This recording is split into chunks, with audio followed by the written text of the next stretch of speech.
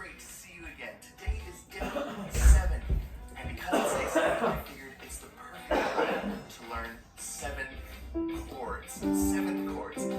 Specifically, one called the dominant 7th chord, which is what gives blues that bluesy sort of sound. So before we do that, let's just start off with a quick warm-up. Get your fingers nice and warmed up, and let's start off with our shell in both hands. Here we go. Ready, go. 2, 4, 2.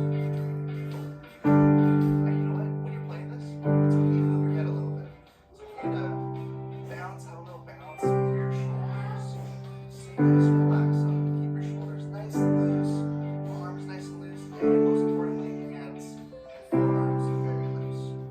One little pro tip I will tell you is as you practice, if you ever, start to feel tension, especially in your forearm area here, it's just take a little break from the piano and come back and try it again. Because you do not want to feel any pain. If you feel pain, that means stop playing the piano, take a little rest.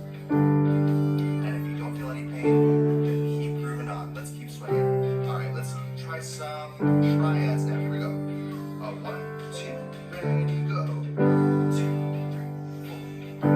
That bass part, I just love that so much. 2, 3, 4. 2, 4. I really wish that we could actually just all be playing in this band live. Have that guitar player. Take a listen to all the parts as you're playing. There's a wicked harmonica going in the background.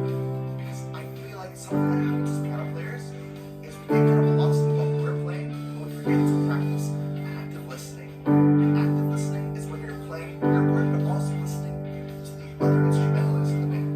So if you listen, there's a bass line going on, you can hear the drums, have that little swing in there, and the harmonica just wailing. There's an organ in the back too. Alright, let's go into our half notes. 1, 2, 3, 4. 2, 3, 4. 2, 3, 4.